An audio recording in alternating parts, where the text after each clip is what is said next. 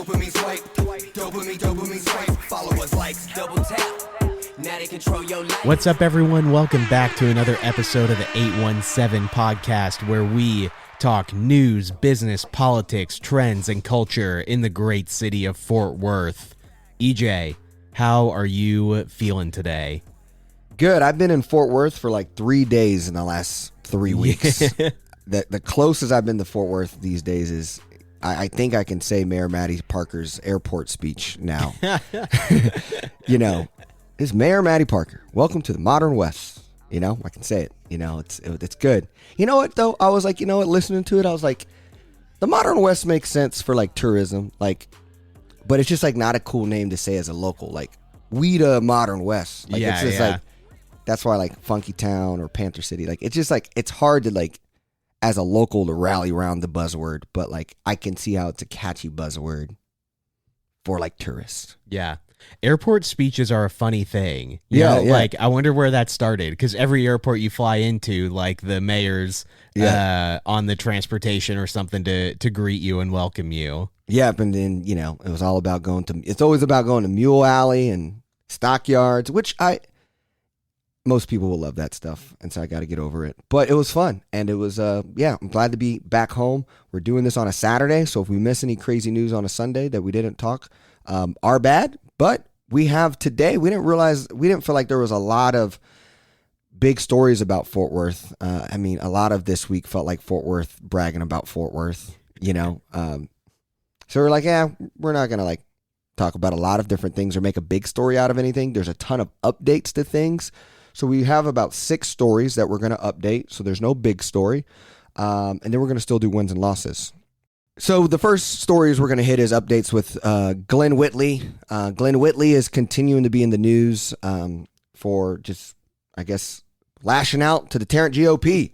And as you remember, he endorsed Mike Collier. That happened on another pod, the Politics pod. And so he did that. And that was a big deal. But he's taking it a step further.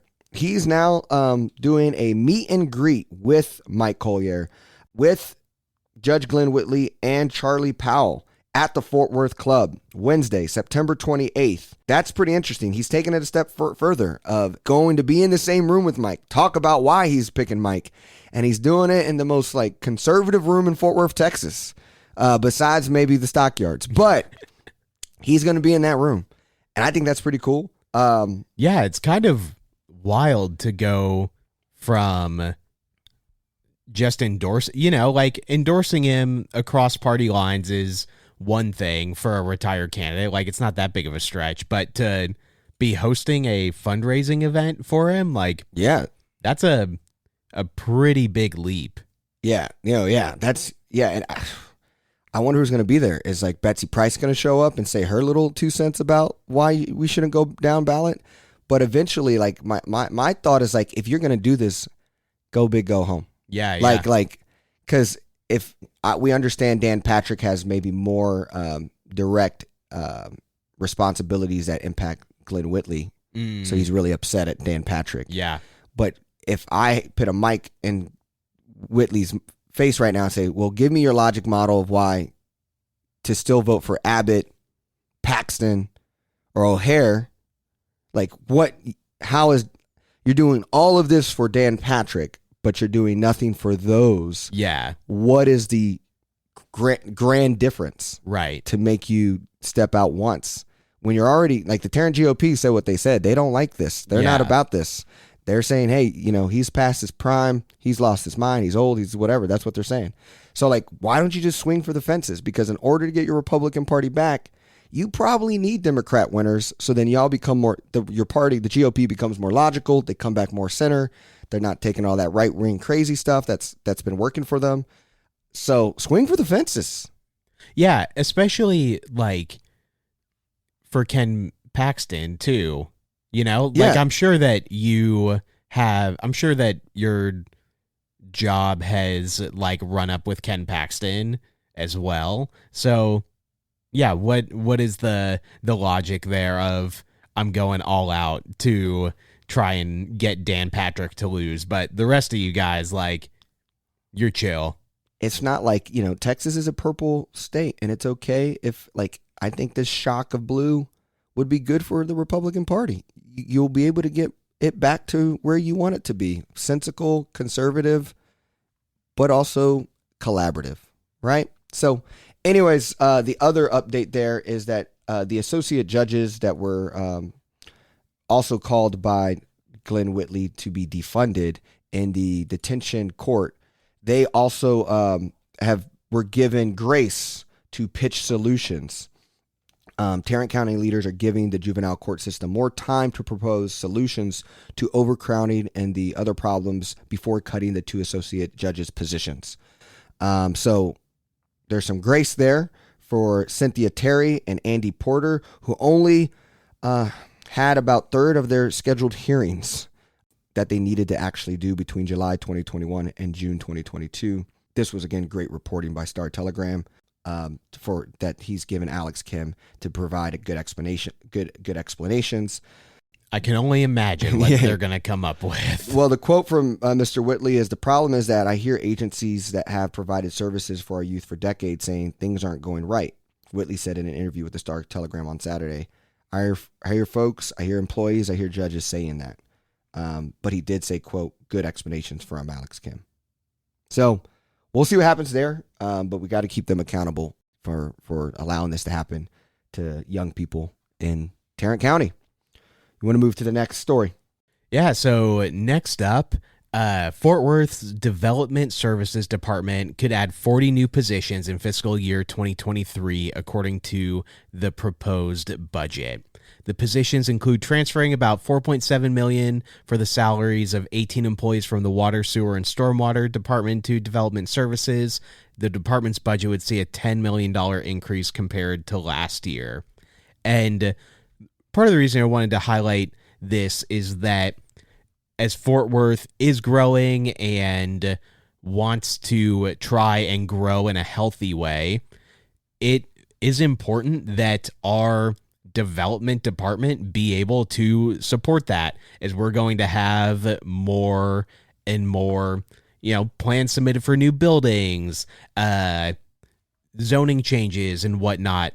We have to make sure that our departments can support that, because if we've got developers coming in and it's going to take, 8 months just to get some plans approved, like, it's probably a red flag for a lot of them. So getting to actually bolster this department, I think, will go a long way for the city and for making it easier for small businesses to develop as well.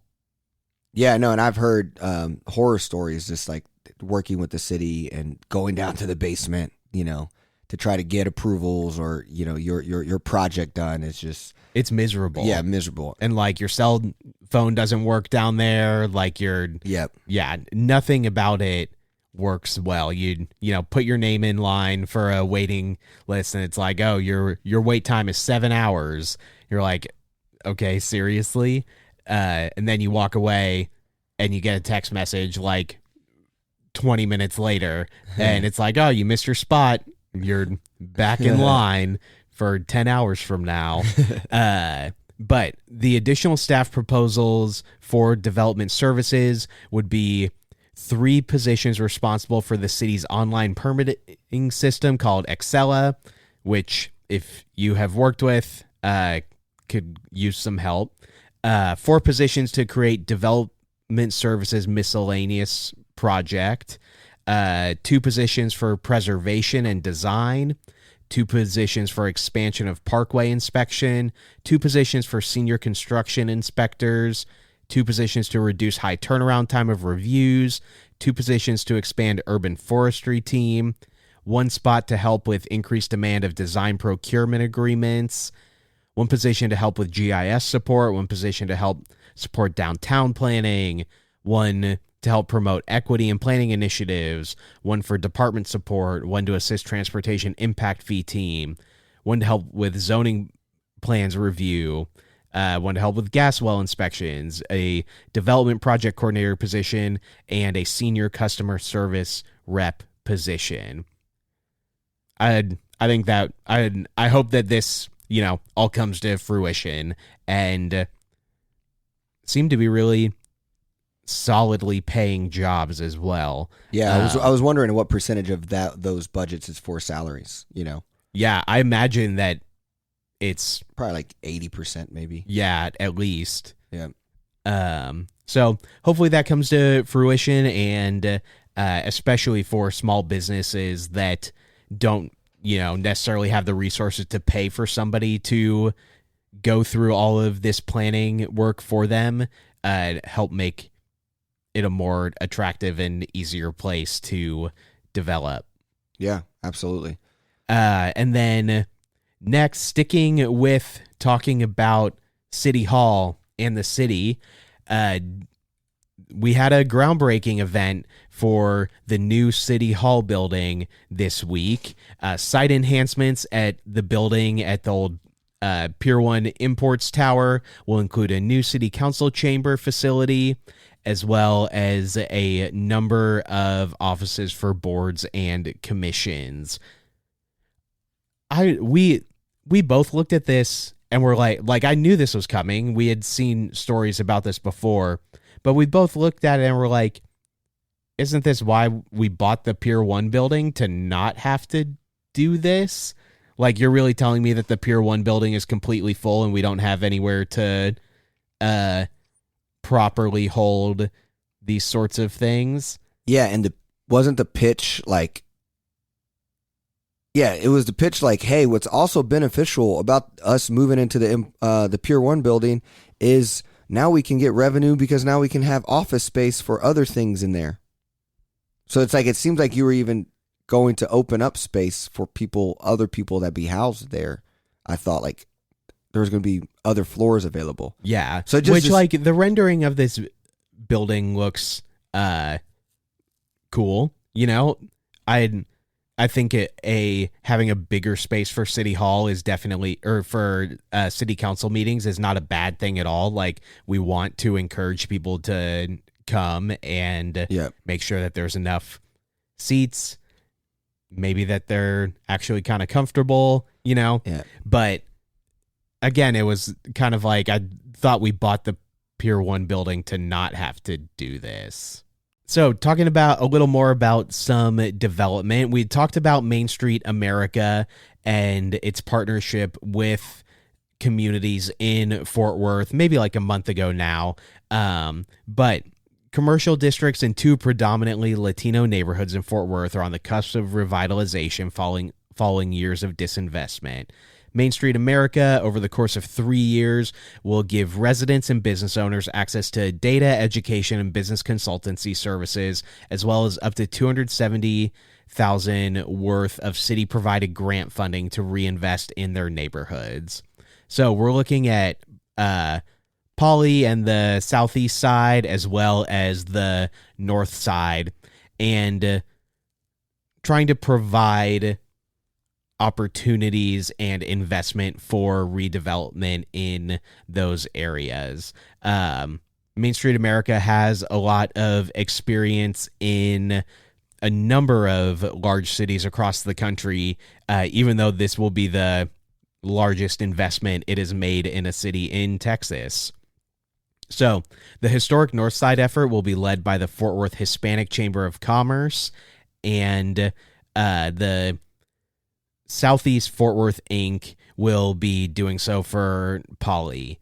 And I think that there's the conversation that Main Street America wants to help with is making sure that growth is intentional and not gentrifying these areas. Like, how do we invest well in these communities, but also make sure that they don't become gentrified? And I feel like we're, in a lot of ways, starting at the ground level, especially with Poly. Like, you've got Texas Wesleyan here, and the only place to eat, like, right across the street is Black Coffee or Subway.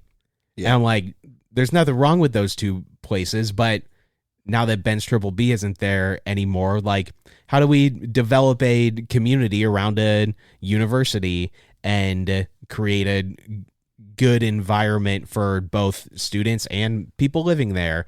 And then with the north side, like, we've obviously got a ton of money that has gone into the stockyards, but the rest of the community around there has not seen that investment. So, overall, like, it's a positive thing that this partnership is coming.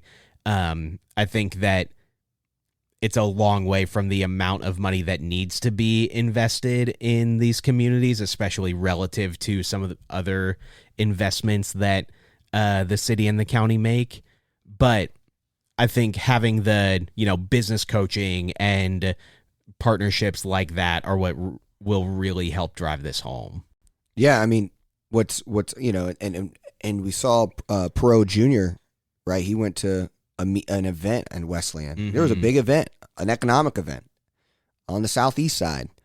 And so if you get the elites over there and all, they driving around in their subways and black coffee, that's it. It seems like when you can get people in power now over there as well to also establish capital, it's going to be interesting to see how this grassroots approach plus like the elites also being aware of the space, how those two collide and create a space that still feels inclusive and also for people who are from there and for that community. Well, let's go ahead and move into the other update. So for a while now, Techstars, we've been talking about this Techstars story where Fort Worth was the largest city without an accelerator. We got an accelerator. It's with Techstars, and what made Fort Worth unique, it was the first of its kind because it was a accelerator specific on ideas that was revolutionizing physical health through technology. And so we finally have the 10 companies chosen from hundreds of applicants that are going to be taking on this program. It's a 13-week program. The businesses or the startups will receive $120,000 in funding. They will get mentorship from people, which includes the HSC's president, Dr. Sylvia Trent Adams, as a mentor. And the city and the county provided the Health Science Center $4.8 million to partner with Techstars. So Goff Capital is obviously involved as well. Goff Capital's plan to make nearly $10 million in equity investments over the next 3 years to support the startups. So why that's also big is because at the end of the Techstars program, they do like a demo day and they pitch basically to investors. That's kind of how the program works. So the fact that there's already money being committed is good for those companies. Who's going to get some of that capital. So you have 10 companies, just a couple of them that I'm looking at that seem interesting. There's one out of Dallas, Articulate Labs, one out of Charlotte, Boom Room. GoManda is a digital solution building social skills through building vocabulary. It provides a table-based flashcard platform for educators. Neurofit out of Toronto, a Swiss company called PulseWave AG. Toronto and Chicago, another group. Germany, Tampa, San Francisco, DC. I mean, these founders and aspiring companies are coming from all across the world and sitting right here in Fort Worth for 13 weeks. And what I'm excited about is they get to feel that Fort Worth culture of being able to make a dent. I mean, I think about how much fast we made a dent in podcasting in 13 weeks. Once these founders see that kind of dent they can make in Fort Worth and how integrated they can be in the city, it might keep them wanting to stay and continue to build and commit. And then now you're getting Goff Capital to commit money to you. Not like you're a Fort Worth company, baby, and now you're thriving. And you were just here 13 weeks ago. Pretty powerful stuff that could happen if it goes well. Yeah, I think so too. And especially like, you're around the Health Science Center, you're seeing the museums, you're watching Goff build his big like museum place right next to the office. I agree that at first I was like, it's kind of a bummer that like there's not a local company included. But then you realize the opportunity to bring these people in and let them see Fort Worth and see that Linear Labs and other places are bringing their investment here. I think it's a really big potential growth opportunity, which is obviously what Techstars and the team at the Health Science Center saw in this and in wanting to bring it here. Yeah, and then we saw one of those kind of random articles where like Fort Worth's the third friendliest or like nicest city or whatever. So these people now go to Dryce, they go to Southside, they meet people, they build friends. I mean, it's such an easy it's so easy for Fort Worth to make an impression if you give somebody 13 weeks and then they can see it, right? Because in 13 hours, the things you want to do is stockyards and the silly stuff that is just kind of take a photo. But like this entrench approach is just going to be super exciting. It's super cool to see. Cool. Well, let's go ahead and move into what was closest to the big story. You want to go ahead and give us that one? Yeah. The city this week, City Council unanimously pledged to give up to $15 million for the National Juneteenth Museum. The 50,000 square foot museum will be in the historic South Side at Evans and Rosedale. It'll house exhibits, events, and discussions, as well as a restaurant and amphitheater and a business incubator. So the developer must raise $70 million before the city makes its contribution. And they've already set an open date of Juneteenth 2025, which I think that's a bold statement in that, like, you're saying that this is happening, like, that you're going to be able to come by this $70 million. They know Opal don't got a lot of time. They're trying to make sure she's alive for it. And already requesting that the grandmother of Juneteenth's burial ceremony and place of support is at the museum. Right. It'd be awesome.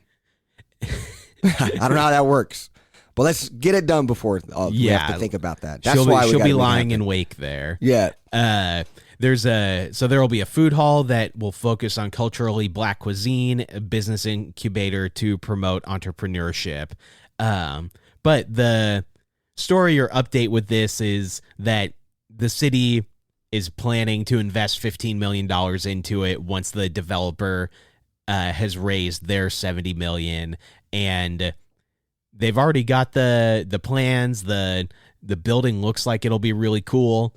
But I was just very surprised to see them throw an open date down, because if you're saying it's a once they raise $70 million, we'll throw in 15, that says to me that they haven't yet, but they're acting like it's in the bag. Yeah. Hey, I mean, it's you want Opal, it's right to try to get it done while Opal is still here to celebrate it, Yeah. She goes from being a kid who sees her house get burned down to now seeing the National Juneteenth Museum in her later years of life. I mean, what a story, And hey, I'm just saying, if Trump was able to have his ex-wife buried in a golf course, I think the grandmother of Juneteenth should be at the museum. I think that's a fair ask. Yeah. Well, you'll have to reach out to the developer, and it's a weird thing to talk about right now. It's like, because we want her to go to, she's still walking the 2 miles. She's still walking it. Yeah. So she's a strong lady. So we'll see what happens, but it'd be awesome. Can't imagine how the impression it would make. Yeah. So good for us though, because we talk about how we don't take this serious and we mess this up. Fort Worth messed this up. You get the National Juneteenth Museum here, and if it's not, wow, like we did ourselves a disservice of bringing tourists, which we care about, here, right? We always talk about how, equity and Black museums are a trend of increase. People are traveling to go to places like that to see Black history. Let's be a melting pot and a stopping point for people who want to take 3-day trips, and it's not because they want to go to stockyards, it's because they want to go to this museum. All right, like I think that there's a market for that, and we can meet that moment if we take it seriously. So I hope the $7 million pitch There's an addressable market. There's a pitch on how this can be sustainable. It should be an easy pitch to keep it fast and hit that deadline. Yeah. You ready to move into wins and losses? Let's make it happen, man. I'll start with my loss, and it's just that Mr. Greg Abbott paid a visit to Fort Worth on Wednesday and had a big fundraising event at the Hotel Drover down in the Stockyards. And I was surprised that there wasn't, like, much media around this. Like, I'm pretty sure it was a high dollar thing to get into, but nothing in the Star Telegram, at least that I saw. I feel like it was a little bit more low key than I expected it to be, which maybe that's how it is when you're the incumbent and you're pretty sure you got it in the bag. Or it's also because this is Fort Worth at its finest of acting like the nicest city in the world, but then you really, true colors are not shown. So you sit in the power rooms and you actually show how you really feel, but you act like you're nice. This is classic Fort Worth in all Fort Worth part. Oh, we need to spend all this money at the stockyards because we're the modern West and we're cowboys with cowboy hats. And like always, the only time you see cowboy hats in anywhere that's not the rodeo, which is come and get your ticket. But besides that, it's at Governor Abbott events. It is on Wayburn's head. Mm-hmm. What it embodies is this agenda that we all propagate and support and spend city money to keep up. And then we have this fancy hotel holding Governor Abbott. And then we have our powerful for the police association being able to also be there and do all that. And it's quit sending Chief Noakes to black kid events when we know what you're really trying to do. He's a nice guy, but we know that it's a system that is out there to keep the narrative for the current people in power. And Fort Worth is really its last metro. It's the only metro that the GOP has to push their agenda. Mm-hmm. So, yeah, that really is a big loss. Again, the battle with police being able to have power to endorse candidates. I mean, what if the teacher association did this? What if Fort Worth ISD hosted Beto O'Rourke? You know what would happen? Everybody would release their kids from school. Yeah. They ain't going back. Liberal agenda, right? They would destroy schools. But police get to walk around and just endorse candidates and do this. And it's not like we can be like, no, we're not going to listen to you when you tell me to put my hands up because now you're going to shoot me or, because or arrest me and tackle me. But if teachers did this, you'd be throwing a fit. And that's like, honestly, city officials, city associates, we just got to get politics out of things that represent all people. And that's what makes this so poor. It's like Hotel Drover, you're going to have people from all over coming to you. And now you're getting involved in politics. It's okay to maybe have the event at Hotel Drover, but your logo is on the back of it. So you're promoting and proud and you're putting your logo on the event. That to me just takes it to the other story. Yeah, and I guess this means that we need Hotel Dries to host Beto. They can continue their back and forth. Yeah, that'd be awesome. So this actually goes into my loss, right? Tarrant County, this is a Fort Worth report. Tarrant County Sheriff's Office will use an additional $2.2 million to solve an $18 million problem. Get this, right? So you get $2 million to solve an $18 million problem. While Tarrant County struggles to house inmates, the Tarrant County Sheriff's Office will receive an additional $2.2 million through Tarrant County's proposed 2023 budget. County officials hope the funding, which will target higher salaries for jail employees and new patrol officers, will ease some of the office staffing challenges. Tarrant County recently forced to spend $18 million to house inmates in a private prison in Garza County. All right, so out in Lubbock. The budget will now allow the sheriff's office to increase the annual salary for detention officers to $50,000. The county has 160 open positions at the jail. The office employs 1,400 people, so over 10% of vacancy. The sheriff's office and its employees perform an essential function for the county. As we know, And so they're all saying that this new budget that's going to give $2.2 million to raise the prices, where now we're going to believe it says we're going to be the highest paid detention staff in the state. That's going to solve the problem. That's so from jumping from $44,000 to $50,000. Dallas is $46,841. The big aha saying is like, oh, we're going to spend $2.2 million and that's going to get 160 people to sign up. And we're no longer going to have to spend $18 million private prisons in Lubbock. Now, here's the biggest crazy thing about it is that Sheriff Bill Wayborn gets to harp how he's efficient and good with the budget. But because we already don't vote for salaries and we try to pay people very little, we now have to spend $18 million because nobody wants to work for you. And it's like, how can you brag that you're efficient, but then you're spending $18 million to house inmates to do your job because we can't do the job because we're so efficient? It doesn't make any sense. So now you harp that you're doing your job because what you can harp is that our salaries are low and we don't upvote on salaries. Now you are because you're desperate, but usually we vote against higher salaries. And so it's a big loss because this is not going to change the $18 million issue. You're still going to be over there using $18 million. The CEO of that profit prison is going to sit and have lunch with you. You are probably buddies. You golf. You shoot at the gun range. I don't know what you guys do together. You're going to sign another big deal with them, and they're going to make money doing your job for you with our tax dollars. And then you're going to come back to Fort Worth and Tarrant County and talk about how you're effective and efficient when we're wasting a bunch of money to ship people to Lubbock.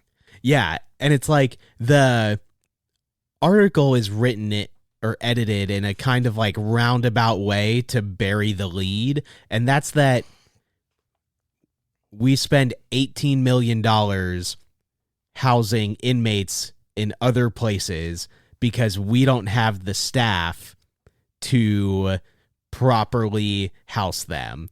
So what if we spent that $18 million paying the staff instead of just two? You don't even need the extra. You don't even need the extra two. We'll give you an extra 16. Yeah. You know, let's take that $18 million, pay the people here instead of your private prisons, which, you know, I don't know, maybe they're giving you some clapback on that. Like you're, you know, going on their hunting leases and finding some dollar bills in your barrels.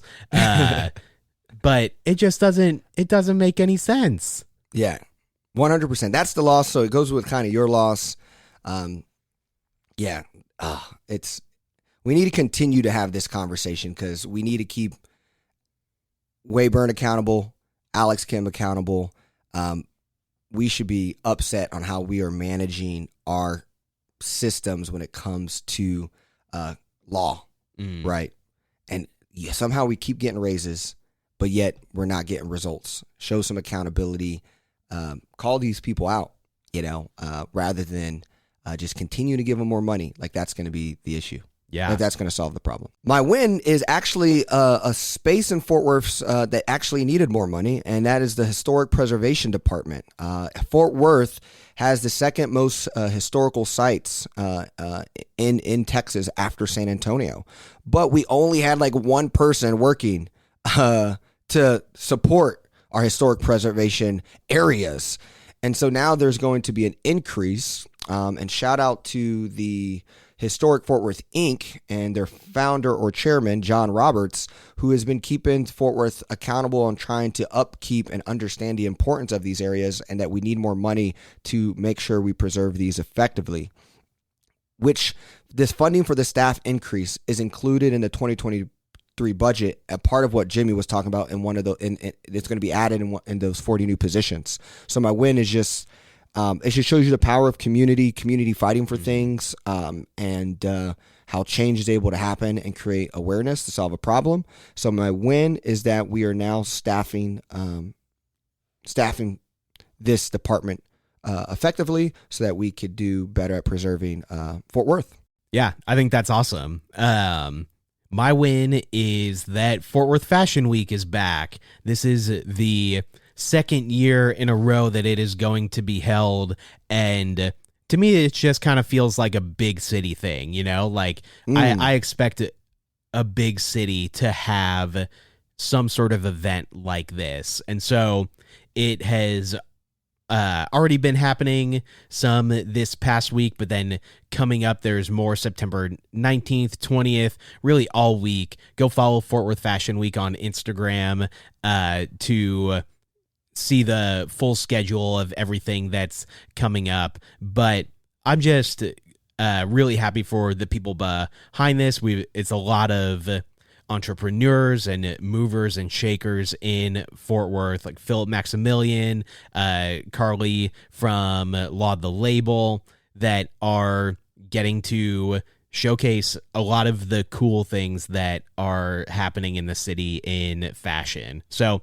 I'm excited for them that year one was successful enough that they were like, we need to do this again. We're going to do it bigger.